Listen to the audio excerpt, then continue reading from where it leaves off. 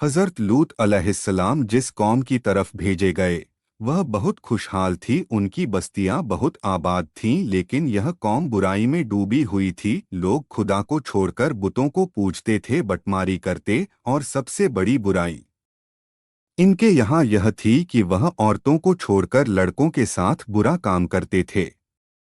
कहा जाता है इस बदफेली का बानी शैतान था।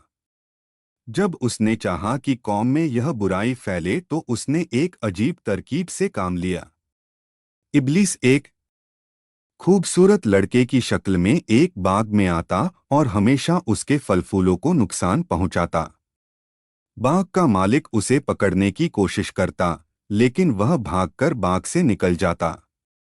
जब बाग को बहुत नुकसान पहुंचा और बाग का मालिक परेशान हो गया, तो एक दिन इब्लीस ने कहा कि अगर तू चाहता है कि मैं बाग में न आऊं तो मेरे साथ यह काम बुरा फेल कर और अपने बाग की तरफ से बेफिक्र हो जा। बाग के मालिक ने कहा यह तो बहुत अच्छा है, और फिर वह इस बुराई में पड़ गया।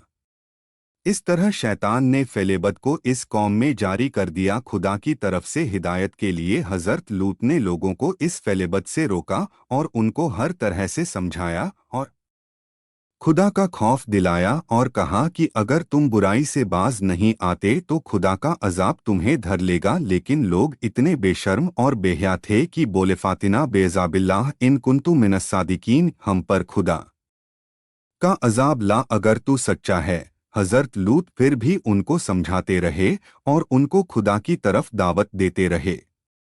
अपने चचा इब्राहीम अलैहिस्सलाम की तरह हज़रत लूत अलैहिस्सलाम भी मेहमानों की बड़ी इज्जत और खिदमत करते थे। जब हज़रत लूत की कौम की बुराई हद से ज़्यादा बढ़ गई तो खुदा ने इस कौम को मिटा देने का फैसला कर लिया।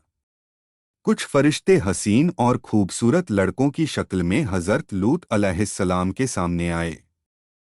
हज़रत लूत अलैहिस्सलाम को सख्त परेशानी हुई, क्योंकि वह अपनी कौम की आदत से वाकिफ थे, इसलिए मेहमानों के आने से बहुत रंजीदा हुए।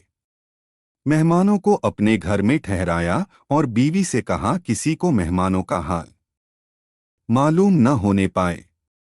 लेकिन काफिर बीवी ने जाकर लोगों को बता दिया कि उसके घर ऐसे लड़के आए हैं जिनके हुस्न और कदोकामत की तारीफ नहीं की जा सकती, यानी वे हुस्न व जमाल में बेमिसाल हैं।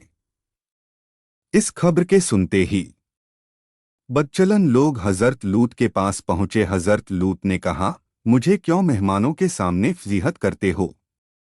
बुराई से बाज रहो।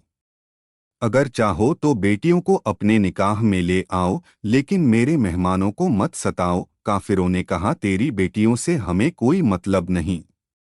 ऐ लूत, जो हमारा इरादा है उसको तू खूब जानता है। फरिश्तों ने जब देखा कि हज़रत लूत बहुत परेशान हैं तो खामोशी से उनसे कहा, आप बेखौफ रहिए, हम खुदा के फरिश्ते हैं। ये लोग कुछ भी नुकसान नहीं पहुंचा सकते। हज़रत जिब्रील ने दरवाजे से निकलकर अपने परों की हवा लोगों की आंखों में लगाई। वह अंधे होकर गिरते पड़ते घरों को भागे। हज़रत लूत को हुक्म हुआ कि वह बस्ती छोड़ दें और पीछे लौटकर न देखें।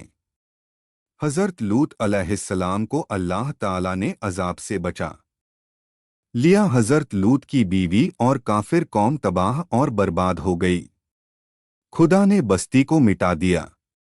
इस कौम पर खुदा ने पत्थरों की बारिश की और उसका दुनिया में कोई नामो निशान बाकी न रहा। हज़रत लूत अलैहिस्सलाम अपने चचा हज़रत इब्राहीम अलैहिस्सलाम के पास चले गए। रबीउल अव्वल की 10वीं तारीख को उनका